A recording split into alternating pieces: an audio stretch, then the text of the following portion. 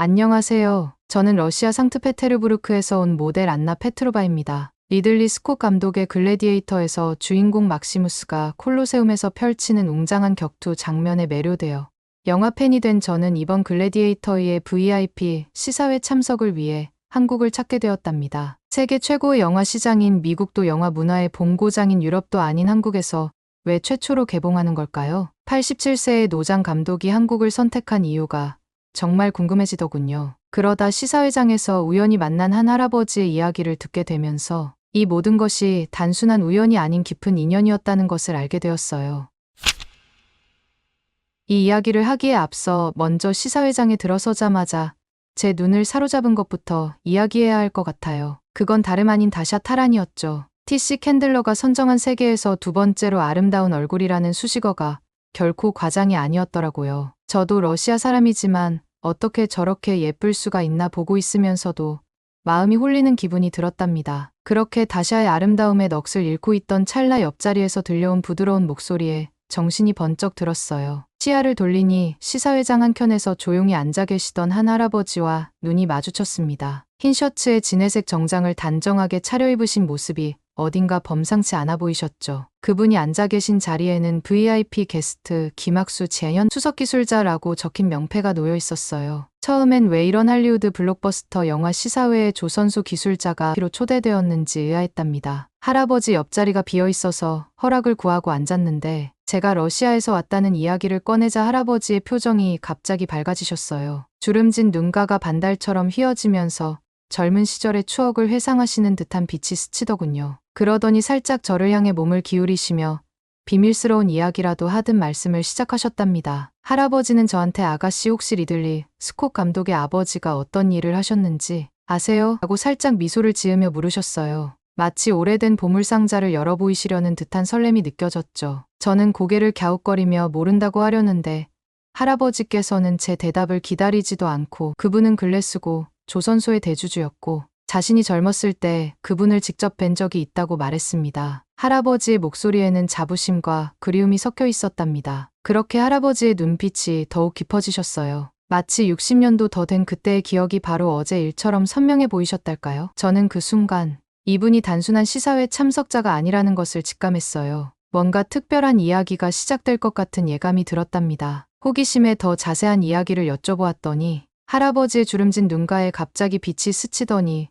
60년 전 그 시절로 돌아가신 듯 했어요. 잠시 침묵 후 천천히 입을 여신 할아버지는 1960년대 말 한국의 이야기를 들려주셨답니다. 당시 한국이 조선소를 지으려 했을 때 세계 어느 누구도 가능성을 믿어주지 않았다고 해요. 하지만 유독 스콧 씨만은 달랐다고 합니다. 할아버지께서는 그때를 회상하시며 아무것도 없던 시절 한국의 잠재력을 알아봐준 스콧 씨에 대한 이야기를 하실 때마다 목소리에 자부심이 가득했어요. 그러다 마침 영화 시작 직전 대형 스크린에 리들리 스콧 감독의 영상 메시지가 나왔습니다. 87세의 노장 감독은 영상 속에서도 여전히 열정이 가득해 보였죠. 그때였어요. 할아버지께서 깊은 감회에 젖어 중요한 비밀이라도 알려주시듯 낮은 목소리로 말씀하시더군요. 글래디에이터와 우리의 거북선이 닮았다는 말씀이었어요. 둘 다 시대를 앞서간 혁신적인 전투 무기라는 점에서요. 그리고는 의미심장한 미소를 지으시며 임진왜란 때 거북선으로 일본을 이겼듯이 우리가 조선업으로 다시 한번 일본을 이겼다고 말씀하셨어요. 할아버지의 눈빛에서는 자부심과 함께 가슴 깊은 곳에서 우러나오는 감동이 느껴졌답니다. 그 순간 저는 왜 리들리 스콧 감독이 한국에서 첫 시사회를 열기로 했는지 어렴풋이 짐작할 수 있었어요. 분명 이 모든 것이 우연은 아닐 거란 생각이 들었답니다. 할아버지의 말씀 한마디 한마디에 전율이 일었어요. 우연히 영화를 보러 온 제가 이런 역사적 순간의 증인이 될 줄은 꿈에도 몰랐답니다. 할아버지의 깊게 패인 주름과 반짝이는 눈동자 사이로 한 세기를 관통하는 자부심과 깊은 감동이 물결처럼 번져나왔어요. 특히 흥미로웠던 건 87세의 리들리 스콧 감독님과 그의 아버지의 이야기였죠. 영화계의 거장이 이 나이에도 끊임없이 새로운 도전을 하시는 모습이 마치 60년 전 그의 아버지가 한국의 가능성을 믿어주었던 것과 묘하게 닮아있다는 생각이 들었어요. 아버지로부터 물려받은 도전 정신이 지금의 스콧 감독을 만든 게 아닐까 하는 생각이 자연스럽게 떠올랐답니다. 그렇게 저는 평범한 가을날 CGV 용산 아이파크몰의 시사회장에서 한국의 놀라운 역사와 마주하게 되었어요. 단순히 글래디에이터이라는 블록버스터 영화를 보러 왔다가 한 민족의 자부심과 불굴의 도전 정신을 마주하게 된 거죠. 거북선에서 시작해 세계 최고의 조선, 강국이 되기까지 한국이 걸어온 위대한 여정의 일부를 엿보게 된 셈이었답니다. 하지만 이것은 시작에 불과했어요. 할아버지께서는 마치 오래된 보물상자를 하나씩 열어가듯 더욱 놀라운 이야기들을 들려주실 준비를 하고 계셨거든요.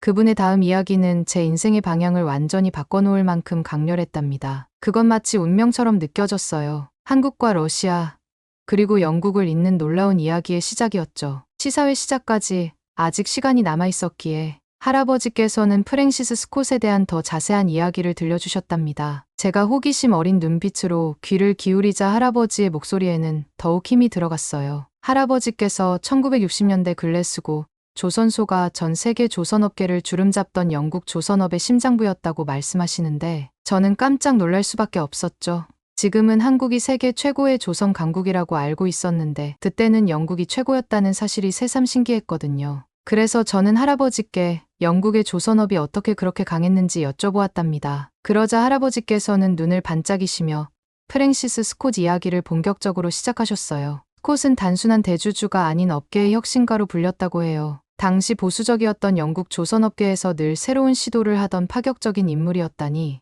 리들리 스콧 감독의 도전 정신이 어디서 왔는지 짐작이 가더군요. 할아버지의 기억 속 프랭시스 스콧은 정말 특별한 분이셨나 봅니다. 유럽 조선업계 최고의 실력자였음에도 결코 높은 자리에 안주하지 않았다는 말씀에 저는 또 한 번 귀가 쫑긋섰죠. 도대체 어떤 분이기에 그렇게 대단했을까 하는 생각이 들었거든요. 그러더니 할아버지께서는 가장 놀라운 말씀을 하셨어요. 프랭시스 스콧이 세계 곳곳을 다니며 새로운 가능성을 찾아다녔고 그러다가 한국이라는 작은 나라에서 온 정주영 회장을 만나게 되었다는 거예요. 저는 그 순간 숨을 멈췄답니다. 세계 최고의 조선왕국 영국과 당시 세계 최빈국이었던 한국이 만나는 순간이라니 이게 바로 역사의 한 장면이 아니었을까요? 그런데 이 극적인 만남도 순탄치만은 않았다고 해요. 할아버지의 표정이 잠시 어두워지셨답니다. 바클레이스 은행에서는 한국의 조선소 건설 계획을 보고 비웃었다고 해요. 당시 한국은 조선소는커녕 제대로 된 산업시설 하나 없는 나라였으니까요. 게다가 여러 유럽 은행들도 터무니없는 모험이라며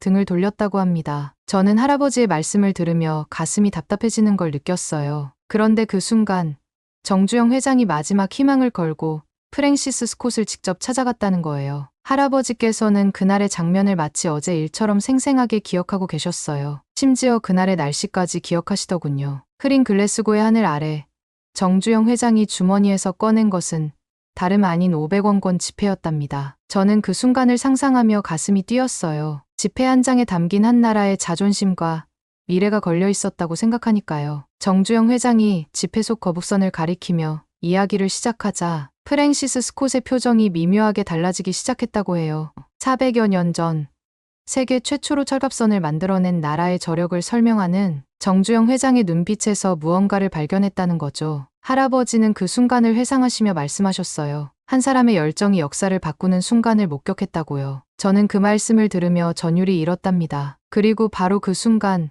프랭시스 스콧은 놀라운 결단을 내렸다고 해요. 마치 영화의 반전 장면처럼 극적인 순간이었더군요. 스콧은 자리에서 벌떡 일어나 한국 기술자들의 영국 연수를 직접 주선하겠다고 약속했다는 겁니다. 게다가 더 놀라운 것은 그의 다음 행동이었어요. 바클레이스 은행 이사회에 한국의 잠재력을 직접 설명하겠다고 나섰다는 거죠. 당시 영국 금융계에서 그의 한마디는 엄청난 영향력을 가졌다고 해요. 할아버지께서는 그때를 회상하시며 눈시울을 붉히셨어요. 저는 그 모습을 보며 가슴이 뭉클해졌답니다. 아무도 믿지 않을 때 한 사람이 믿어준다는 게 얼마나 큰 힘이 되는지 그 순간을 통해 깊이 느낄 수 있었거든요. 하지만 이것은 정말 시작에 불과했더군요. ECGD라고 하는 영국 수출 신용보증원의 승인이 남아 있었다고 해요. 이건 정말 넘기 힘든 산이었답니다. 수많은 서류와 심사, 까다로운 조건들. 그런데 그때 프랭시스 스콧이 또 한 번 모두를 놀라게 했다고 합니다. 자신의 평생 쌓아온 명성을 걸고 직접 보증을 서겠다고 나선 거예요. 할아버지께서는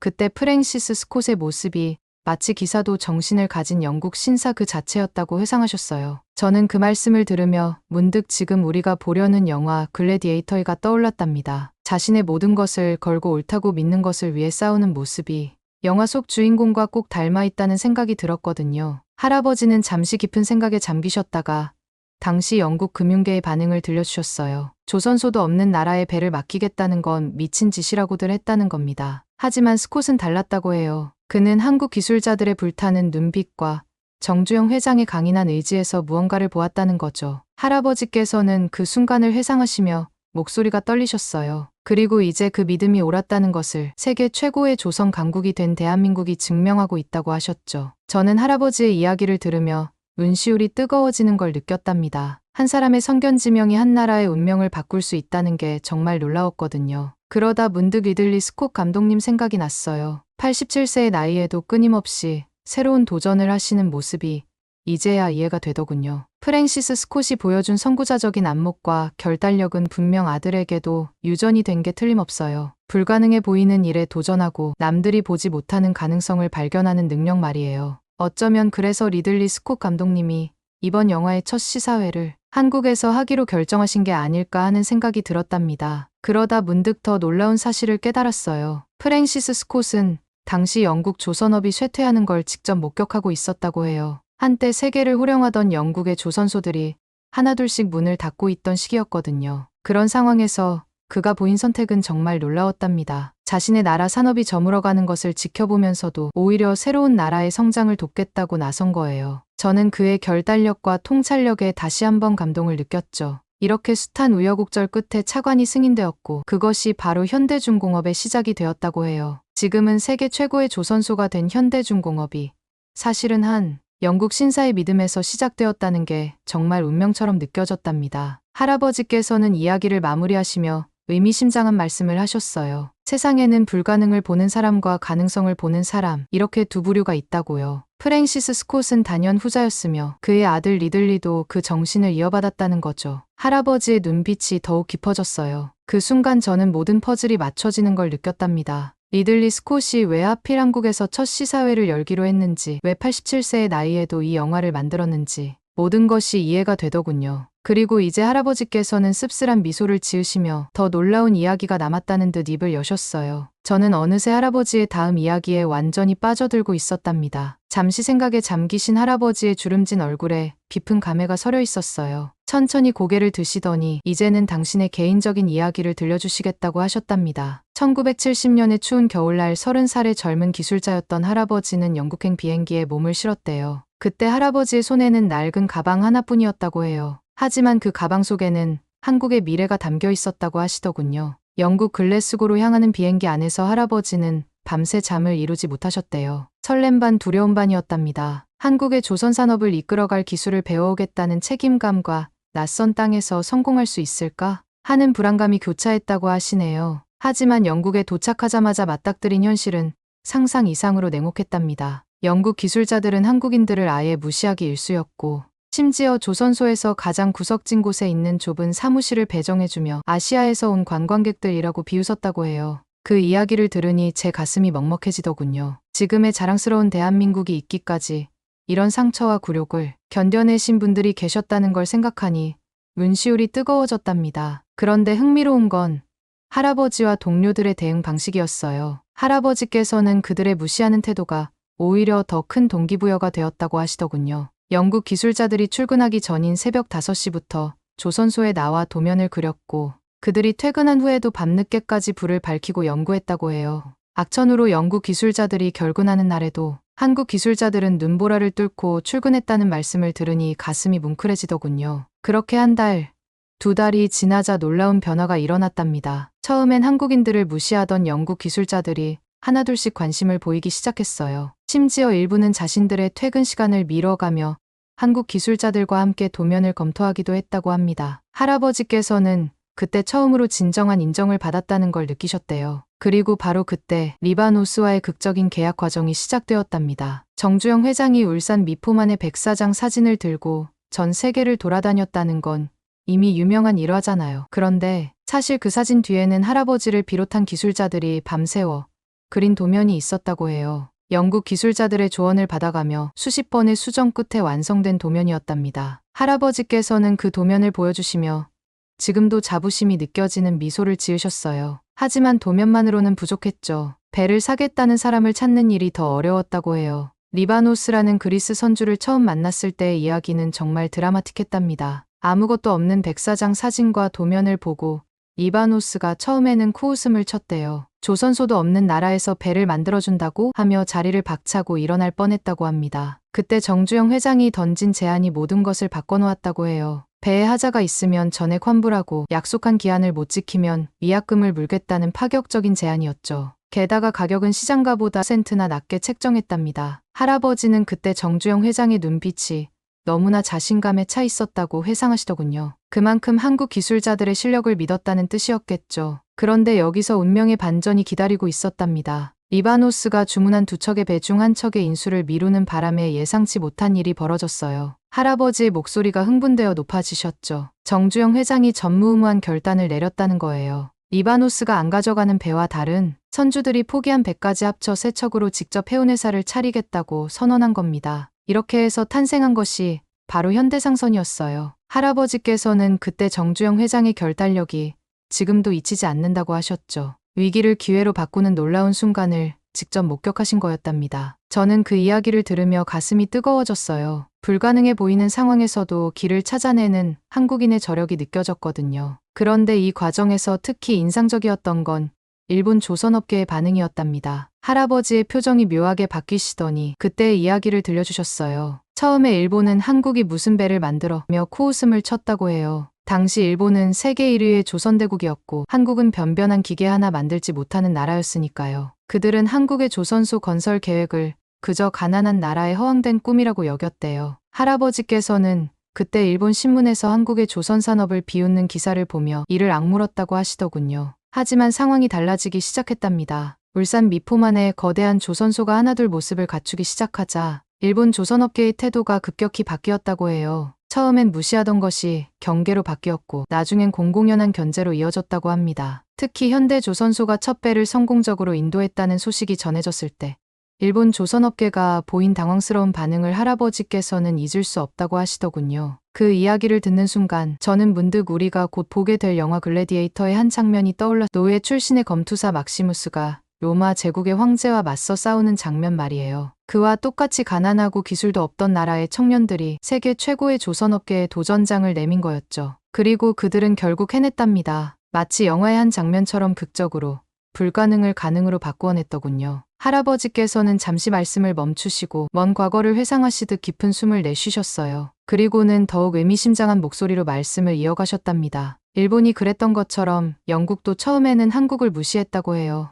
아시아의 작은 나라가 무슨 배를 만들겠어? 라는 편견 어린 시선은 똑같았다고 하시더군요. 하지만 할아버지의 입가에 묘한 미소가 어렸어요. 그 무시와 편견이 오히려 한국인들에게는 더 큰 동력이 되었다는 겁니다. 누군가가 안 된다고 할 때마다 된다는 걸 증명해내려 더 치열하게 노력했다고 해요. 밤새워 도면을 그리고 끝없이 실험하고 실패해도 다시 일어나는 과정이 있었기에 지금의 성과가 있었다고 하시더군요. 그리고는 할아버지께서 깊은 숨을 내쉬시며 말씀하셨어요. 지금 한국은 세계 최고의 조선 강국이 되었다고요. 처음에 그들이 비웃었던 그 나라가 이제는 가장 크고 가장 어려운 배를 만들어내는 나라가 되었다는 사실이 마치 영화 같지 않냐며 웃으셨죠? 그제야 저는 깊이 깨달을 수 있었어요. 50년 전 그들이 시작했던 도전이 얼마나 불가능해 보였을지를요. 하지만 한국인들은 그 불가능을 가능으로 바꾸어냈고 이제는 세계가 한국의 기술력을 인정하고 있잖아요. 할아버지의 눈빛에서 저는 또 다른 메시지를 읽을 수 있었답니다. 그 도전은 아직도 현재 진행형이라는 거요. 더 새로운 꿈을 향해 더 높은 정상을 향해 달려가고 있다는 걸 말이에요. 시사회가 시작되기 전 저는 할아버지께 마지막 질문 하나를 더 던졌답니다. 그리고 그 대답은 제 인생을 완전히 바꿔놓게 되었어요. 스크린에 10분 전이라는 자막이 떴을 때 저는 내내 마음에 품고 있던 궁금증을 참을 수 없었어요. 87세라는 고령에도 이렇게 열정적으로 영화를 만드는 리들리 스콧 감독의 원동력이 무엇인지, 또 하필 왜 첫 시사회 장소로 한국을 선택했는지 여쭤보았죠. 할아버지께서는 제 질문을 듣자마자 깊은 숨을 내쉬셨어요. 그러더니 마치 오래된 보물을 꺼내 보이듯 천천히 눈을 감으시고는 최근에 들은 리들리 스콧 감독의 인터뷰 내용을 들려주셨답니다. 할아버지의 목소리에서는 깊은 감동이 묻어났어요. 아버지는 늘 한국인들의 잠재력을 믿으셨고 저 역시 그것을 보았습니다. 그들의 도전 정신은 시간이 흘러도 변함이 없더군요. 스콧 감독의 이 말에는 50년이라는 세월의 무게가 담겨 있었답니다. 그의 아버지 프랭시스 스콧이 한국을 믿었던 것처럼 아들 리들리도 같은 마음을 이어받은 게 분명해 보였어요. 이 말을 전해 들으며 저는 문득 깊은 감동을 느꼈답니다. 반세기라는 긴 시간이 흘렀지만 아버지와 아들이 똑같은 시선으로 한국을 바라보고 있다는 사실이 마치 운명처럼 느껴졌거든요. 그때 할아버지께서는 주머니에서 스마트폰을 꺼내시더니 최근 조선업계 뉴스 기사를 보여주셨어요. 할아버지의 설명은 더욱 놀라웠답니다. 한때 세계 조선업계를 호령하던 일본이 이제는 한국의 기술력을 따라올 수 없게 되었다는 거예요. 특히 LNG선이나 초대형 컨테이너선 같은 최첨단 선박 분야에서는 한국이 압도적인 우위를 차지하고 있다고 하시더군요. 할아버지께서 기사 속 수주 실적 그래프를 가리키시며 한국과 일본의 격차가 점점 더 벌어지고 있다고 말씀하실 때는 마치 손자의 성공을 자랑하는 것 같은 뿌듯한 미소를 짓고 계셨어요. 그러다 문득 할아버지의 표정이 숙연해지시더니 이순신 장군 이야기를 꺼내셨답니다. 스마트폰을 주머니에 넣으시며 500원짜리 지폐를 다시 한번 꺼내 보이셨어요. 거북선을 가리키시며 할아버지의 목소리가 한층 깊어졌답니다. 거북선의 정신, 그것이야말로 우리를 여기까지 이끌어온 원동력이라고 하셨어요. 불가능해 보이는 것에 도전하고 늘 한 발 앞서 나가는 정신. 할아버지의 목소리에서는 깊은 자부심이 묻어났답니다. 그러시더니 다시 리들리 스콧 감독 이야기로 화제를 돌리셨어요. 87세라는 나이가 무색하게 끊임없이 새로운 도전을 하는 그의 모습이 마치 50년 전 한국의 젊은 조선 기술자들과 똑같다고 하시더군요. 할아버지께서는 잠시 생각에 잠기셨다가 마치 오래된 진리를 발견한 듯한 표정으로 말씀하셨어요. 도전과 혁신의 정신은 시대를 초월한다고요. 리들리는 그의 아버지로부터 그 정신을 물려받았고 우리는 거북선의 정신을 이어받았다는 거죠. 저는 할아버지의 말씀을 들으며 전율을 느꼈답니다. 시대와 국경을 넘어 이어지는 도전 정신이라니 마치 영화의 한 장면 같았거든요. 그리고 바로 그때 제 머릿속에서 모든 퍼즐 조각이 하나하나 맞춰지기 시작했어요. 글래디에이터2가 왜 하필 한국에서 첫 상영되는지, 87세의 노장 감독이 왜 이토록 열정적으로 새 영화를 만드는지, 그리고 50년 전 프랭시스 스콧이 왜 그토록 한국을 믿었는지, 이 모든 것들이 마치 운명의 실처럼 하나로 이어져 있었던 거죠. 그동안 제가 궁금해하던 모든 것들이 이제야 선명하게 보이기 시작했답니다. 할아버지께서는 이야기를 마무리하시며 깊은 의미가 담긴 마지막 말씀을 남기셨어요. 잠시 천장을 바라보시더니 마치 50년 전에 청년이 된 듯한 반짝이는 눈빛으로 말씀하셨죠. 우리는 늘 불가능을 가능으로 만들어왔고 앞으로도 그럴 거라고요. 그리고는 의미심장한 미소를 지으시며 덧붙이셨어요. 어쩌면 그래서 리들리가 우리나라를 선택한 게 아니겠냐고요. 그 순간 저도 모르게 고개가 끄덕여졌답니다. 할아버지의 말씀 하나하나가 가슴 깊이 울리는 걸 느끼면서 오늘 이 자리에 오길 정말 잘했다는 생각이 들었어요. 그 순간 저도 모르게 고개가 끄덕여졌답니다. 할아버지의 말씀 하나하나가 가슴 깊이 울리는 걸 느끼면서 오늘 이 자리에 오길 정말 잘했다는 생각이 들었어요. 그때 갑자기 영화관이 어두워지기 시작했어요. 드디어 영화가 시작된 거죠. 스크린의 첫 장면이 떴을 때 저는 평소와는 전혀 다른 감정으로 영화를 보게 되었답니다. 어둠 속에서 펼쳐지는 장면들을 바라보며 제 마음은 이미 깊은 감동으로 가득 차 있었어요.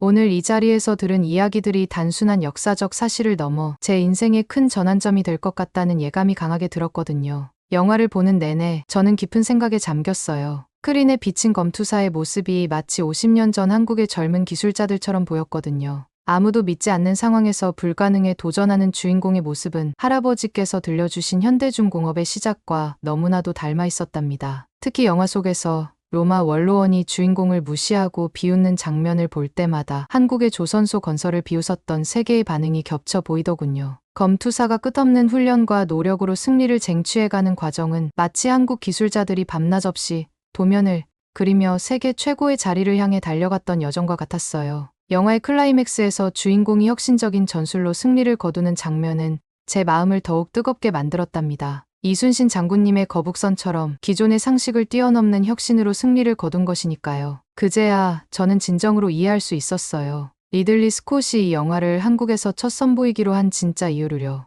이건 결코 단순한 마케팅 전략이 아니었어요. 반세기를 이어온 깊은 이념과 존경의 표현이었죠. 마치 50년 전 그의 아버지가 한국의 가능성을 믿었던 것처럼 리들리 스콧도 한국인의 불굴의 도전 정신을 인정하고 있었던 겁니다. 87세의 나이에도 새로운 도전을 멈추지 않는 그의 모습이 한국인의 끝없는 도전 정신과 이렇게 맞닿아 있다는 게 가슴 뭉클했어요. 영화가 끝나고 불이 켜졌을 때 저는 곧바로 할아버지를 찾았어요. 눈시울이 붉어진 채로 진심을 담아 깊은 감사의 인사를 드렸답니다. 러시아에서 온 제가 단순한 영화 시사회라고만 생각하고 왔던 이 자리에서 한국의 놀라운 역사와 끝없는 도전 정신을 배우게 될 줄은 꿈에도 몰랐다고 말씀드렸죠. 마치 운명처럼 느껴진다고도 했어요. 제 진심 어린 인사를 받으시던 할아버지께서는 주름진 눈가에 촉촉한 빛을 머금으신 채 환한 미소를 지으셨어요. 그리고는 마지막 말씀을 남기셨죠. 우리의 이야기는 여기서 끝이 아니라고, 새로운 도전은 이제부터 시작이라고요. 그 말씀을 하실 때 할아버지의 눈빛은 마치 50년 전 글래스고 조선소에서 도면을 그리던 청년의 그것과 다르지 않았답니다. 그 순간 저는 다시 한번 가슴이 뜨거워졌어요. 제 두 뺨으로 눈물이 흘러내렸지만 닦을 생각조차 나지 않았죠. 마치 영화 속 주인공처럼 한국은 지금 이 순간에도 끊임없는 도전으로 새로운 역사를 써내려가고 있다는 걸 온몸으로 느낄 수 있었거든요. 시사회장을 나서는 순간 저는 확신했답니다. 오늘의 이야기는 결코 끝이 아닌 제 인생의 새로운 시작이 될 거라고요. 마치 반세기 전 프랭시스 스콧이 한국의 가능성을 믿었던 것처럼 저도 이제 한국의 미래를 믿게 되었으니까요. 오늘 사연은 여기까지입니다. 어떻게 들으셨나요? 오늘 사연이 재미있으셨다면 구독 버튼 한 번만 눌러주세요. 저는 더 좋은 사연으로 찾아뵐게요. 감동 도서관이었습니다. 감사합니다. 안녕하세요. 저는 두바이 왕실 미디어 센터 수석 프로듀서 파티마 알 만수리입니다. 오늘 제가 들려드릴 이야기는 세계를 놀라게 한 한국의 AI 영화 원 모어 펌킨과 그 속에 담긴 신비로운 호박죽에 관한 이야기랍니다. 2024년 2월 저희 두바이 국제 AI 영화제에서 놀라운 일이 벌어졌어요. 104개국에서 출품된 2067편의 작품 중 한국의 원 모어 펌킨이 대상과 관객상을 모두 휩쓸었거든요. 마치 기생충이 아카데미를 석권했던 것처럼 이번엔 AI 영화 분야에서 한국이 세계를 제패한 거죠. 메인 심사위원으로서 그 역사적인 순간을 직접 목격했다는 게 정말 자랑스럽답니다. 특히 반지의 제왕의 시각효과를 총괄했던 리차드 테일러 심사위원이 보여준 반응은 정말 인상적이었어요. 25년간 전 세계의 수많은 판타지 영화를 작업했지만 이렇게 짧은 영상에 한국의 정체성을 담고 사람의 마음을 울리는 작품은 처음이라며 감탄하더라고요. 그도 그럴 것이 이 영화의 스토리가 정말 특별했거든요. 200년을 살아온 한 노부부의 이야기와 그들의 장수 비결에 관한 이야기였죠. 영화 속에서 까만 도포를 입은 저승사자가 달빛 어린 밤 노부부의 집을 찾아갔죠. 너희들을 데리러 왔다는 저승사자의 차가운 말에 할머니는 오히려 담담하게 미소를 지으며 갈 때 가더라도 밥은 먹고 가라고 말씀하시더군요. 그 순간 할머니의 눈빛에서 느껴지는 관록과 여유로움, 그리고 따뜻한 인정이 스크린을 넘어 제 마음까지 따뜻하게 만들었어요. 그렇게 할머니는 저승사자를 위한 호박죽을 끓이게 되었습니다. 주방에서 호박죽을 끓이는 장면이 나왔는데 정말 황홀했답니다. 알알이 썰어 넣은 단호박의 달콤함, 찹쌀의 구수함, 잘게 썬 대추와 밤의 고소함이 어우러져 모락모락 피어오르는 김이 마치 저승사자의 마음을 녹이는 것만 같았어요. 심지어 저승사자가 첫 숟가락을 떠먹는 순간 차가운 눈빛이 달빛처럼 부드럽게 녹아내리는 장면은 지금도 잊을 수가 없네요. 더 놀라운 건 그 뒤였어요. 저승사자가 너무 맛있어서 다른 저승사자들에게 자랑을 했더니 다음 날부터 저승의 사자들이 줄줄이 찾아오기 시작한 거예요. 오늘은 내가 데리러 왔소. 아니요. 오늘은 제가 모시러 왔습니다 하면서 저승사자들이 서로 앞다투어 호박죽을 맛보러 오는 장면은 웃음과 감동이 함께 밀려왔죠. 이제 여러분도 눈치채셨나요? 할머니와 할아버지의 장수 비결을? 할머니는 호박죽으로 저승사자들을 다 홀려버린 거예요. 이런 엉뚱하면서도 재미있는 발상을 어떻게 한 건지 참. 자신을 잡으러 온 저승사자에게 호박죽으로 오히려 역관광을 보내버렸잖아요. 저 역시 이 장면들을 보면서 자연스레 궁금증이 피어올랐어요. 도대체 어떤 호박죽이길래 저승사자들의 마음마저 녹일 수 있었던 걸까? 바로 이 호기심이 저를 놀라운 여정으로 이끌게 되었답니다. 그러던 어느 날, 저는 두바이의 상징적인 호텔인 주메라 네심에서 놀라운 소식을 듣게 되었어요. 아, 여러분도 아시나요?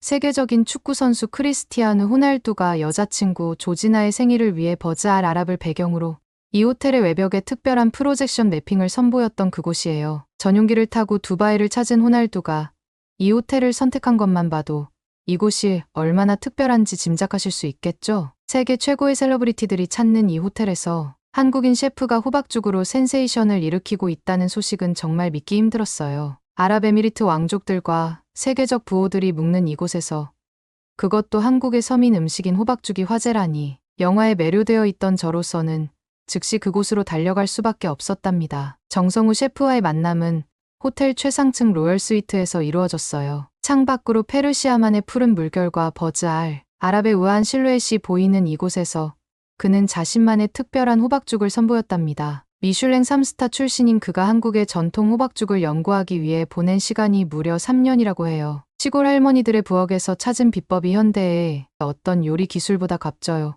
라며 들려주는 그의 이야기에 저도 모르게 눈시울이 붉어지더군요. 특히 감동적이었던 건 그가 영화 원 모어 펌킨에서 영감을 받아 시작한 연구 과정이었어요. 저승사자도 감동하여 할 일을 잃게 만든 호박죽을 만들기 위해서 강원도 산골부터 제주도 해안가까지 전국을 돌아다녔다고 합니다. 그가 찾아다닌 할머님들의 손맛은 모두 달랐지만 공통점이 하나 있었다네요. 바로 정성이었답니다. 거기에 정성우 셰프는 여기 두바이만의 특별함을 더했어요. 이란 국경지대에서 자란 최상급 사프란으로 은은한 향을 입히고 리와 오아시스의 대추야자로 자연스러운 달콤함을 더했죠. 게다가 아랍에미리트 왕실에서만 재배되는 희귀꿀로 마무리해 완성한 이 호박죽은 한 그릇에 $200라는 가격이 전혀 아깝지 않을 정도로 특별했어요. 그런데 이 호박죽의 진가를 알아본 건 다름 아닌 셰이카 라티파였답니다. 어느 날 갑자기 호텔을 찾으신 그녀는 한 숟가락을 드시고는 눈물을 글썽이셨다고 해요. 이 호박죽에는 마법 같은 힘이 있어요. 마치 영화 속 그 할머니의 정성이 그대로 담긴 것 같아요. 이건 분명 알라의 선물이에요 라며 감탄하시더니 곧바로 산후조리 보양식으로 지정하셨죠. 이 소문이 퍼지자 아부다비 왕실에서도 가만히 있을 수 없었나 봐요. 즉시 전용 셰프 파견을 요청했고 매주 특별 배송 서비스까지 시작되었답니다. 심지어 두바이의 상류층 사이에서는 이 호박죽을 마시면 영화 속 노부부처럼 200년은 살 수 있다는 소문까지 돌기 시작했어요. 바로 그때 제 동생 아미라가 놀라운 결심을 하게 됩니다. 평소 요리와는 거리가 멀었던 아이가 언니, 나 한국 가서 요리 배울래요. 호박죽의 진정한 비밀을 찾고 싶어요 라며 호텔 경영학 전공을 중단하겠다고 선언한 거예요. 더욱 놀라운 건 두바이 최대 외식업체 회장인 마흐무드 알라시드께서 보여주신 반응이었어요. 그분은 아미라의 K-펌킨 앤드 데이트 프로젝트에 전폭적인 투자를 약속하시며 이렇게 말씀하셨죠. 이제는 실크로드가 다시 열릴 때입니다. 이번에는 한국의 맛과 두바이의 정성이 만나 새로운 역사를 쓸 거예요. 누가 알았을까요?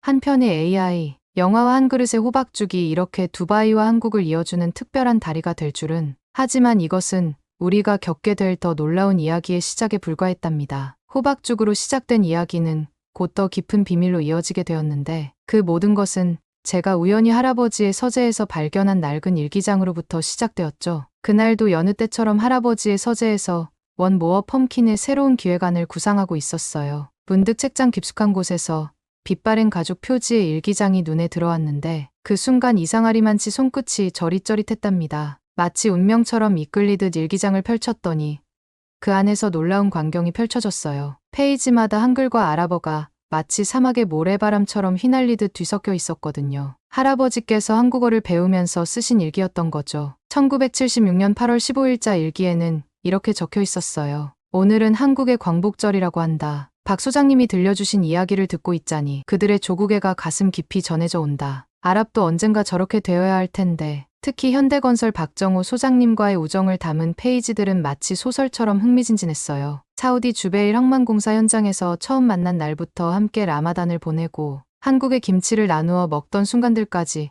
일기장 곳곳에는 할아버지가 한글로 삐뚤빼뚤 쓴 김치, 불고기, 한국 친구라는 단어들이 마치 보물처럼 숨어 있더군요. 그런데 정말 놀라운 건 따로 있었어요. 일기장 맨 마지막 장에 붙어있는 낡은 봉투 안에서 발견한 사진 한 장. 젊은 시절의 할아버지와 한국인 기술자들이 함께 찍은 사진이었는데 그 뒷면에 한글로 적힌 글씨가 있었답니다. 압둘라 형님, 우리의 우정은 사막의 모래바람보다 영원할 것입니다. 박정호 올림. 일기장을 읽어내려가면서 저는 점점 더 큰 이야기가 펼쳐질 것 같은 예감에 가슴이 떨렸어요. 마치 영화 원 모어 펌킨의 저승사자가 호박죽을 처음 맛보던 순간처럼 저도 지금 무언가 특별한 이야기의 맛을 보고 있다는 느낌이 강하게 들었거든요. 그날 저녁 아버지를 모시고 버즈 칼리파 전망대로 향했어요. 해발 828m 세계에서 가장 높은 빌딩 위에서 바라보는 두바이의 야경은 언제나 숨이 멎을 듯 아름답답니다. 하지만 그날은 뭔가 달랐어요. 할아버지의 일기장 속 이야기를 알게 된 후라 그런지 반짝이는 빌딩 숲이 마치 사막의 오아시스처럼 느껴졌거든요.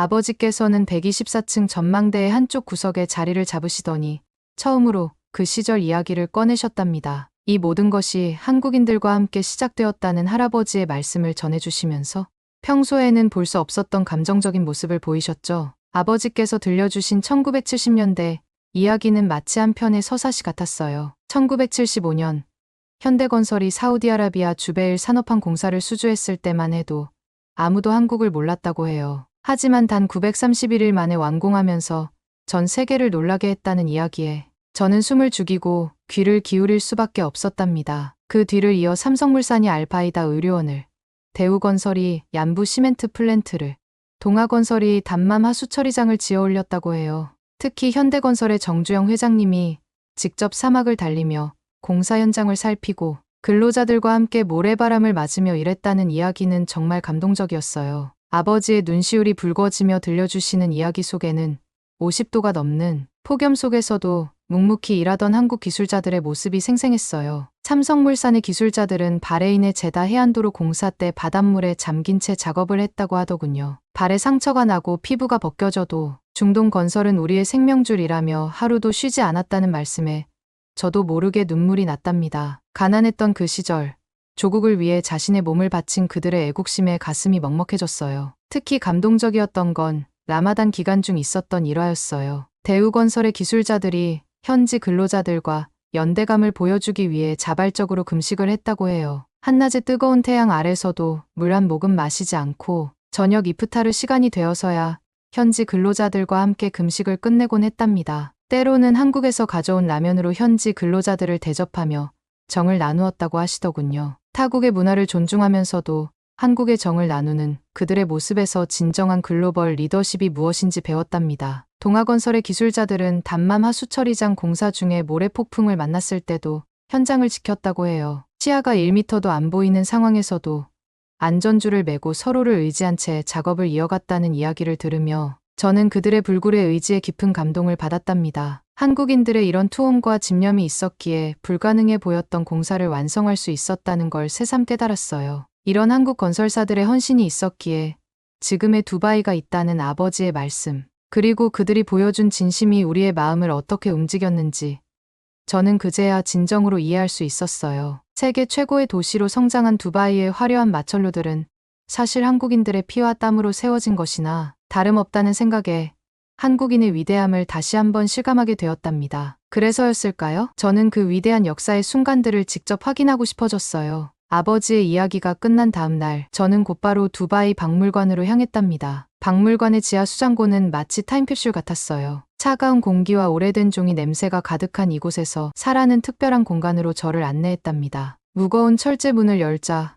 Korean Archive in Middle East 1970에서 1980이라고 쓰인 동판이 반짝이며 저를 맞이했죠. 형광등 불빛 아래 차곡차곡 정리된 자료들은 마치 보물 상자처럼 느껴졌어요. 사라가 하얀 장갑을 끼고 조심스럽게 꺼내온 첫 번째 자료는 1976년 3월 15일자 알 리야드 신문이었답니다. 시간의 흔적으로 누런 빛을 띤 신문 표지에는 놀라운 광경이 펼쳐져 있었어요. 파란 하늘과 붉은 사막을 배경으로 거대한 크레인들이 줄지어 선 주베일, 항만의 전경이 흑백 사진으로 생생하게 담겨 있었거든요. 특히 눈길을 끈 건 현대건설 작업자들이 태극기를 들고 찍은 기념사진이었어요. 한국의 기적, 사우디의 미래가 되다 Korea's Miracle becomes Saudi's Future라는 아랍어 헤드라인 아래 작은 글씨로 불가능을 가능으로 만든 한국의 건설 신화라는 부제가 적혀 있었죠. 그리고 그 옆 서랍에서 발견한 앨범, 표지에는 Personal Collection, Abdullah, Al-Mansour and Park, Django, 1976에서 1978이라고 정성스레 적혀 있었어요. 노란빛 바렌 폴라로이드 사진들은 마치 살아있는 역사처럼 느껴졌답니다. 각각의 사진 뒷면에는 한글과 아랍어로 날짜와 장소가 꼼꼼히 기록되어 있었는데 재미있는 건 시간이 지날수록 할아버지의 한글이 점점 더 정교해지고 박 소장님의 아랍어도 더 능숙해졌다는 거예요. 그들의 우정이 깊어질수록 서로의 문화를 배우고 이해하려 노력했다는 게 고스란히 전해지더군요. 사진들을 한 장 한 장 넘기는 제 손이 떨렸어요. 이것은 단순한 기록이 아닌 두 나라의 진정한 우정의 증거였으니까요. 특히 1977년 8월에 어느 날 찍힌 사진은 제 마음을 완전히 사로잡았어요. 섭씨 50도를 웃도는 한낮, 작은 컨테이너 식당 앞에서 할아버지와 박 소장님이 나란히 앉아 김치찌개를 나누는 모습이었거든요. 빨갛게 익은 얼굴로 땀을 흘리면서도 할아버지는 마치 어린아이처럼 환한 미소를 짓고 계셨답니다. 사진 뒷면을 보는 순간 제 눈에서는 뜨거운 것이 흘러내렸어요. 박 소장님의 삐뚤빼뚤한 아랍어로 쓴 알라의 축복보다 더 뜨거운 우리의 우정이란 문구에는 단순한 동료애를 넘어선 깊은 형제애가 담겨 있었거든요. 그 옆에 할아버지께서 한글로 또박또박 쓰신 김치찌개 최고 라는 글씨는 마치 처음 한글을 배우는 어린아이처럼 삐뚤빼뚤했지만 그래서 더욱 정감이 가더군요. 지금 생각해보면 그때 그 김치찌개는 단순한 음식이 아니었던 것 같아요. 마치 원모어 펌킨의 호박죽처럼 영혼을 따뜻하게 데우는 마법 같은 힘이 있었던 거죠. 50도가 넘는 사막에서 한국 기술자들은 고향의 맛으로 우리의 마음을 녹였고 우리는 그들의 진심을 이해하게 되었답니다. 그리고 사라가 조심스레 꺼내온 낡은 봉투 1978년 12월 15일자 편지를 읽는 순간 저는 숨이 멎는 듯했어요. 압둘라 형님, 주베일 항만이 완공되었습니다. 그 한 문장에는 얼마나 많은 땀과 눈물 그리고 자부심이 담겨 있었을까요? 형님 덕분에 불가능할 것 같던 일을 해냈습니다라는 구절에서는 한국인들의 겸손함과 감사함이 고스란히 전해져 왔답니다. 특히 마지막 구절. 우리 집사람이 형님 입맛에 맞는 김치찌개를 끓여준다고 하네요. 를 읽을 때는 가슴이 먹먹해졌어요. 그 시절 한국의 가정식을 아랍의 입맛에 맞추겠다는 따뜻한 배려, 그리고 머나먼 타국에서 맺어진 우정을 고향에서 이어가고 싶었던 간절한 마음이 느껴졌거든요. 지금의 두바이가 있기까지 이렇게 진심 어린 우정을 나눈 두 나라의 사람들이 있었다는 사실에 가슴이 벅차올랐답니다. 그들은 단순히 건물을 지은 게 아니라 두 나라의 굳건한 신뢰를 쌓아 올렸던 거예요. 하지만 그 뜨거운 우정과 간절한 약속은 결국 이루어지지 못했어요. 할아버지께서 갑자기 찾아온 심장병으로 쓰러지신 거였죠. 편지를 받으신 지 한 달 후의 일이었답니다. 할아버지께서는 병상에서도 계속 한국행을 기다리셨다고 해요. 박 소장이 끓여준다는 그 김치찌개를 꼭 먹어보고 싶구나 하시며 끝내 한국으로 가지 못하는 자신의 처지를 안타까워하셨다고 합니다. 편지 구석에 동그랗게 번진 물자국들. 처음에는 단순한 습기 자국인 줄 알았는데 아버지께서 들려주신 이야기를 듣고 나니 가슴이 미어지더군요. 그것은 분명 할아버지의 눈물 자국이었을 테니까요. 평생 단 한 번도 눈물을 보이지 않으셨다는 할아버지께서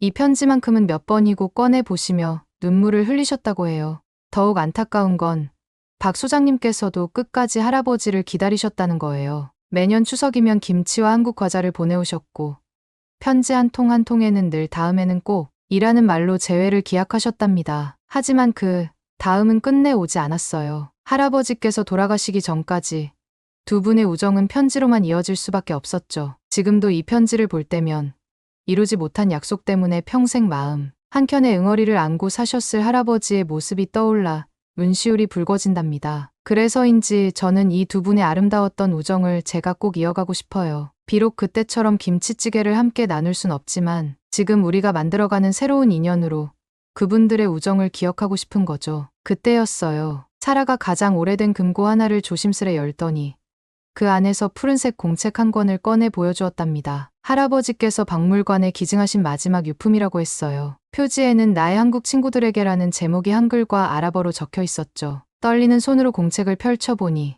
그 안에는 할아버지께서 한국 건설사들과 함께했던 모든 순간들이 기록되어 있었어요. 현대건설의 주베일 항만공사는 물론 삼성물산의 리아드 군사도시 건설, 대우건설의 양부항만 공사까지 각각의 현장에서 만난 한국인들의 이름과 그들과의 추억이 꼼꼼하게 적혀 있었답니다. 특히 1979년의 기록은 제 마음을 완전히 흔들어 놓았어요. 할아버지께서는 그해 라마단 기간의 일화를 무려 10페이지나 할애해서 기록하셨더군요. 50도가 넘는 폭염 속에서 한국 기술자들은 현지 근로자들과 똑같이 해가 뜰 때부터 질 때까지 물 한 모금 마시지 않았다고 해요. 같은 시기에 일본 기업들도 중동에 진출해 있었지만 그들은 라마단 기간에도 에어컨 있는 사무실에서만 일했다고 하더군요. 하지만 한국 기술자들은 달랐어요. 우리가 이곳에 온 이상 이곳의 방식을 존중해야 한다며 한 달 내내 현장에서 땀을 흘리며 금식을 지켰답니다. 더욱 놀라웠던 건 해질녘이면 현장 근로자들을 위해 직접 한국 라면으로 이프타르 음식을 준비했다는 거예요.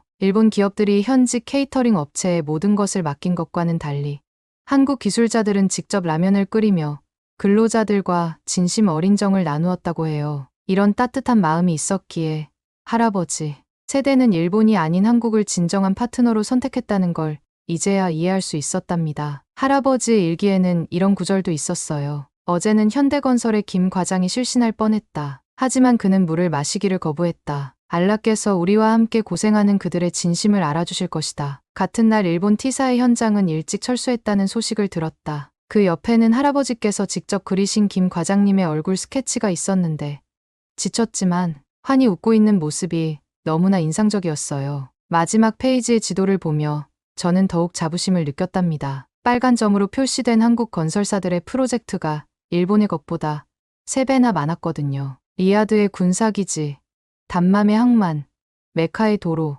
주베일의 산업단지. 이 모든 곳에서 한국 기술자들은 일본이 포기한 난공사들을 해내며 불가능을 가능으로 만들어냈다고 해요. 그래서 그들은 한국의 기적이라고 불렸던 거겠죠. 할아버지의 마지막 글귀를 읽으며 저는 왜 중동의 노년층들이 아직도 한국을 특별하게 생각하는지 깊이 이해하게 되었어요. 그들은 단순한 계약자가 아니었다. 우리의 문화를 이해하고 존중하며 우리의 꿈을 함께 꾸었다. 일본이 돈으로 하려 했던 것을 한국은 진심으로 이루어냈다. 그들은 우리의 진정한 형제였다. 더욱 놀라웠던 건 공책 마지막 장의 지도였어요. 할아버지께서 직접 아라비아 반도를 그리시고 한국 건설사들의 프로젝트를 하나하나 빨간 점으로 표시하셨더군요. 리야드의 군사기지, 담맘의 항만, 메카의 도로, 주베일의 산업단지. 그 점들이 이어지자 마치 새로운 별자리가 탄생한 것 같았어요. 그리고 그 지도 아래에는 할아버지의 마지막 메시지가 적혀 있었죠. 이것은 단순한 건설 현장이 아니다. 우리의 새로운 실크로드다. 1000년 전 비단과 향신료가 오갔다면 이제는 서로에 대한 신뢰와 우정이 오가는 길이 될 것이다. 그 지도를 보면서 저는 깊은 울림을 느꼈어요. 지금의 화려한 두바이가 있기까지 이렇게 서로를 이해하고 존중하며 함께 꿈을 꾸었던 사람들의 이야기가 있었다는 걸 우리는 더 많이 기억하고 이야기해야 하지 않을까요? 그때였어요. 사라가 아주 특별한 제안을 했답니다. 두바이 박물관에서 사막을 건넌 우정 한국 아랍 50년의 이야기라는 특별전을 열자는 거였어요. 할아버지의 유품들과 건설 현장의 기록들, 그리고 원 모어 펌킨의 스토리까지 모두 담아내자는 제안이었죠. 더욱 놀라운 건 전시회 개막식 날짜였어요. 박정우 소장님과 할아버지께서 처음 만나신 날짜와 정확히 50년이 되는 날이더군요. 운명이라고밖에 설명할 수 없는 이 우연에 저는 전율이 느껴졌답니다. 파티마, 우리가 이 전시를 통해 못다 이룬 약속을 완성하는 거예요. 박정우 소장님의 가족들을 초대하고 그들이 할아버지께 대접하고 싶었던 그 김치찌개도 재현하고 당신 할아버지와 박 소장님의 우정을 기리는 자리를 만드는 거죠. 사라의 말에 저는 눈물이 왈칵 쏟아질 뻔했어요. 그래요. 이제는 제가 그분들의 우정을 잇는 다리가 될 차례였답니다. 원 모어 펌킨의 호박죽처럼 세대를 넘어 이어지는 따뜻한 이야기를 만들어야겠다고 결심했죠. 그리고 그 순간 할아버지의 일기장 사이에서 작은 쪽지 하나가 떨어졌어요. 거기에는 이렇게 적혀 있었답니다. 우리가 지은 것은 건물이 아니라 서로에 대한 믿음이었다. 그것이 우리의 진정한 유산이 될 것이다. 저는 이제 그 유산을 이어갈 준비가 되었어요. 호박죽과 김치찌개가 이어준 우리의 특별한 인연. 그리고 사막에서 피어난 아름다운 우정의 이야기를 이제는 제가 세상에 들려줄 차례니까요. 특별전을 준비하는 동안 저는 놀라운 사실들을 하나둘씩 발견하게 되었어요. 두바이의 랜드마크인 버즈 칼리파가 한국의 삼성물산이 만든 거라는 걸 아시나요? 세계에서 가장 높은 건물을 만드는데 한국의 기술력이 있었다는 사실에 가슴이 벅차올랐답니다. 그뿐만이 아니었어요. 아부다비의 대통령궁, 두바이 메트로, 사우디의 리야드 메트로까지 중동의 하늘을 수놓은 화려한 마천루들 대부분이 한국 기업들의 작품이었더군요. 할아버지께서 그리신 그 별자리 같은 지도는 계속해서 새로운 별들을 더해가고 있었던 거예요. 특히 감동적이었던 건 박정우 소장님의 아들을 만났을 때였어요. 그분은 아버님의 유품 중에서 아주 특별한 것을 가져오셨더군요. 1979년 라마단 때 할아버지께서 선물하신 아랍 전통 커피포트였는데 지금도 그분 가족의 가보로 소중히 간직하고 있다고 하시더라고요. 아버지께서는 늘 말씀하셨어요. 압둘라 아저씨가 계셨기에 우리가 불가능을 가능으로 만들 수 있었다고. 그리고 이 커피포트로 매일 아침 커피를 드시면서 두바이에서의 약속을 기억하셨대요. 그 이야기를 들으며 저는 깨달았어요. 우리가 준비하는 이 특별전은 단순한 전시회가 아니라 50년 전에 뿌려진 우정의 씨앗이 어떻게 큰 나무로 자라났는지 보여주는 살아있는 증거라는 거요. 그리고 원 모어 펌킨으로 시작된 저의 여정도 어쩌면 그 나무에서 피어난 새로운 꽃이 아닐까요? 호박죽과 김치찌개로 이어진 우리의 인연이 이제는 AI 영화와 K문화로 꽃피우고 있는 것처럼 말이에요. 그렇게 특별전 준비가 한창이던 어느 날 사라가 흥분된 목소리로 절 불렀어요. 박물관 지하 수장고에서 새로운 자료들이 발견됐다는 거였죠. 1970년대 한국 건설사들의 기술 도면과 함께 당시 현장에서 찍은 필름들이었답니다. 오래된 필름을 현상하는 과정은 마치 타임머신을 타고 과거로 돌아가는 것 같았어요. 흑백 화면 속에는 한국 기술자들이 사막 한가운데서 측량기를 들고 있는 모습, 현지 작업자들과 함께 도면을 보며 토론하는 장면, 그리고 제 눈을 의심할 수밖에 없었죠. 할아버지와 박 소장님이 함께 현장을 둘러보며 웃고 있는 영상이 나온 거예요. 이거 보세요. 파티마, 이건 마치 영화의 한 장면 같아요. 사라의 말처럼 그것은 영화보다 더 영화 같은 순간이었어요. 50도가 넘는 폭염 속에서도 두 분은 서로를 향한 깊은 신뢰와 우정으로 빛나고 계셨거든요. 특히 할아버지께서 한국 기술자들에게 아랍커피를 직접 내려주시는 장면에서는 마치 원 모어 펌킨의 할머니가 저승사자에게 호박죽을 대접하는 것처럼 따뜻한 정이 느껴졌답니다. 더욱 감동적인 건 영상 속에 담긴 대화였어요. 서툰 한국어와 아랍어가 뒤섞인 대화 속에서도 서로를 이해하려는 진심이 고스란히 전해져 왔거든요. 할아버지께서 박 형제, 우리가 꿈꾸는 미래를 함께 만들어주어 고맙소라고 말씀하시자 박 소장님은 압둘라 형님, 우리는 이제 한 가족입니다 라고 답하시는 장면은 지금 생각해도 눈시울이 뜨거워지네요. 그리고 그 영상들 사이에서 발견한 또 하나의 보물, 바로 한국 기술자들이 처음으로 맛본 아랍 음식들에 대한 소감을 적은 노트였어요. 그들은 낯선 음식에 도전하는 것을 두려워하지 않았고 오히려 그것을 통해 이 땅의 문화를 이해하려 노력했더군요. 그 노트에는 정말 재미있는 기록들이 가득했어요. 만사프는 한국의 비빔밥처럼 손으로 비벼 먹어야 제맛이다. 샤와르마는 김치와 함께 먹으면 더 맛있다는 식의 솔직한 감상들이 빼곡히 적혀 있었죠. 특히 웃음이 났던 건 쿠나파의 달콤함이 고향 생각에 지친 마음을 달래준다는 구절이었어요. 그러다 문득 제 머릿속에 번뜩이는 아이디어가 떠올랐답니다. 원 모어 펌킨의 호박죽처럼 음식은 마음과 마음을 이어주는 가장 좋은 다리가 되어주니까요. 특별전에서 50년 전 한국 기술자들이 즐겨 먹던 아랍 음식들을 재현해보는 건 어떨까 하는 생각이 들었어요. 사라의 눈도 반짝였죠. 파티마, 당신 정말 천재예요. 거기에 한국 음식도 함께 전시하면 어떨까요? 그때 그 김치찌개부터 시작해서요. 그렇게 우리의 특별전은 단순한 건설 역사 전시를 넘어 두 나라의 문화가 어우러진 축제로 발전해 갔어요. 한국의 젊은 셰프들이 현대적으로 재해석한 아랍 음식, 두바이 셰프들이 선보이는 퓨전 한식, 마치 50년 전 그들이 서로의 음식을 통해 마음을 나눴던 것처럼 우리도 같은 경험을 하게 된 거죠. 특히 감동적이었던 건 박 소장님의 며느님께서 보내주신 김치찌개 레시피였어요. 50년 전 시어머님께서 할아버지를 위해 특별히 개발하신 레시피라고 하더군요. 매운맛을 줄이는 대신 양고기의 감칠맛을 살린 아랍의 입맛에 맞춘 특별한 비법이 담겨 있었답니다. 이 모든 것들을 준비하면서 저는 깊은 깨달음을 얻었어요. 진정한 우정은 시간과 공간을 초월한다는 것, 그리고 그 우정은 다음 세대를 통해 더욱 아름답게 꽃피울 수 있다는 것을요. 그리고 마침내 특별전 개막을 일주일 앞둔 어느 날 정말 믿기지 않는 소식이 날아들었어요. 두바이 왕실에서 이번 전시에 특별한 관심을 보이셨다는 거예요. 심지어 셰이크 모하메드 왕세자께서 직접 개막식에 참석하시겠다고 하셨답니다. 더욱 놀라운 건 그 이유였어요. 알고 보니 왕세자님의 할아버지께서도 1970년대 한국 건설사들과 인연이 있으셨더군요. 당시 두바이의 첫 항만을 건설할 때 현대건설의 기술력을 직접 보고 감탄하셨다는 일화가 왕실에 전해 내려오고 있었답니다. 파티마, 이건 단순한 우연이 아니에요. 우리 모두의 할아버지 세대가 함께 꿈꾸었던 미래가 지금 여기에 있는 거예요. 사라의 말에 저는 깊이 공감했어요. 그래서 저는 더욱 특별한 무언가를 준비하기로 했답니다. AI 기술을 활용해 50년 전 흑백 영상들을 컬러로 복원하고 원 모어 펌킨의 기술로 그때의 현장 소리까지 재현하기로 한 거예요. 박물관의 중앙홀에는 거대한 스크린이 설치됐어요. 한쪽에서는 복원된 영상이 상영되고 다른 한쪽에서는 현재 두바이의 모습이 교차되면서 50년이라는 시간이 만들어낸 기적 같은 변화를 한눈에 볼 수 있게 했죠. 이것 보세요. 파티마, 이 영상 속 작은 항구가 지금은 세계 최대의 무역항이 되었어요. 한국과 두바이가 함께 이뤄낸 꿈이죠. 사라의 말을 들으며 저는 문득 할아버지께서 그리신 별자리 지도가 떠올랐어요. 그 빨간 점들이 이제는 두바이의 밤하늘을 수놓는 반짝이는 빌딩들이 되어 있었으니까요. 그리고 그 불빛 하나하나에는 우리 두 나라의 우정이 깃들어 있답니다. 개막식 전날 밤, 저는 홀로 전시장을 둘러보았어요. 입구에는 사막을 건넌 우정 한국 아랍 50년의 이야기라는 제목이 한글과 아랍어로 빛나고 있었죠. 그 아래에는 할아버지와 박 소장님의 대형 사진이 걸려 있었어요. 서로의 어깨를 감싸 안고 환하게 웃고 계신 모습이었답니다. 첫 번째 전시실에 들어서면 1970년대 한국 건설사들의 기적이 펼쳐져요. 현대건설의 주베일 항만, 삼성물산의 리아드 군사도시, 대우건설의 얀부 항만, 모래바람 속에서 불가능을 가능으로 만들어낸 위대한 도전의 순간들이 고스란히 담겨 있죠. 두 번째 전시실은 맛으로 이어진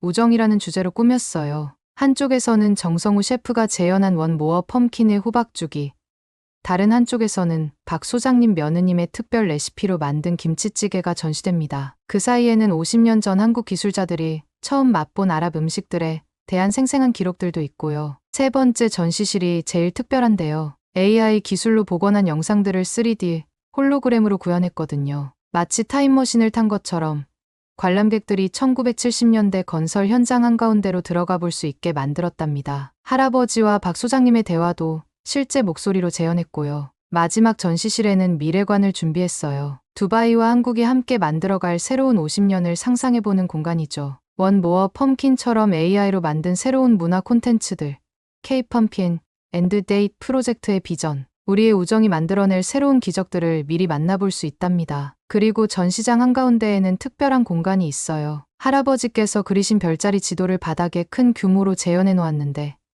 관람객들이 그 위를 직접 걸어다니며 우리의 역사를 따라갈 수 있게 했죠. 빨간 점으로 표시된 곳마다 그 장소의 과거와 현재 사진이 홀로그램으로 떠오르게 만들었답니다. 개막식 아침, 저는 가슴이 터질 것만 같았어요. 박정호 소장님의 가족분들이 한국에서 오셨거든요. 특히 박 소장님의 손자, 박준호 씨가 가져오신 선물에 저는 눈물을 멈출 수가 없었답니다. 그건 바로 50년 전 할아버지께서 박 소장님께 보내신 마지막 편지였어요. 그동안 공개된 적 없던 편지였죠. 친애하는 박 형제. 나의 병이 깊어져 한국에 가지 못할 것 같네. 하지만 자네와 함께 꾸었던 꿈은 반드시 이루어질 것이라 믿네. 우리의 아이들이, 그리고 그 아이들의 아이들이 더 큰 꿈을 꾸게 될 테니. 그리고 마침내 개막식이 시작됐어요. 셰이크 모하메드 왕세자께서 들어오시는 순간 전시장의 모든 홀로그램이 일제히 빛났답니다. 50년 전 건설 현장의 모습들이 현재의 두바이 스카이라인과 겹쳐지면서 마치 시간이 하나로 이어지는 듯한 장관이 펼쳐졌죠. 왕세자께서는 특히 할아버지의 별자리 지도 앞에서 오래 머무르셨어요. 이 지도는 단순한 건설 기록이 아니라 두바이의 꿈이 어떻게 실현되었는지 보여주는 증거라고 말씀하시더군요. 그리고 전시장 한가운데서 박 소장님의 가족들과 저희 가족이 마주쳤을 때 그건 마치 50년 전 두 분의 우정이 다시 살아난 것 같은 순간이었어요. 박준호 씨가 들고 온 김치찌개와 제가 준비한 호박죽을 나누어 먹으면서 우리는 새로운 약속을 했답니다. 이제는 우리가 할아버지들의 꿈을 이어가자고. 지금도 그날의 감동이 생생합니다. 개막식이 끝난 후 저는 밤늦도록 전시장에 남아 있었어요.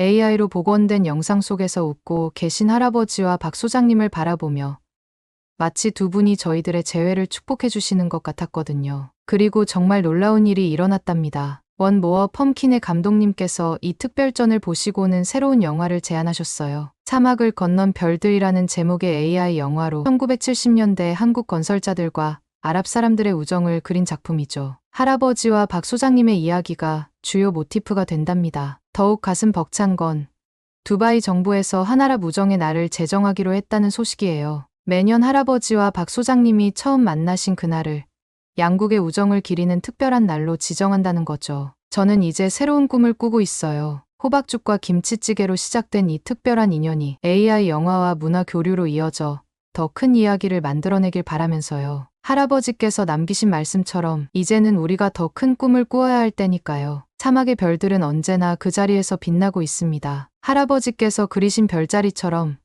우리의 우정도 영원히 반짝일 거예요. 그리고 저는 그 이야기의 새로운 별이 되고 싶답니다. 오늘 사연은 여기까지입니다. 어떻게 들으셨나요? 오늘 사연이 재미있으셨다면 구독 버튼 한 번만 눌러주세요. 저는 더 좋은 사연으로 찾아뵐게요. 감동도서관이었습니다. 감사합니다.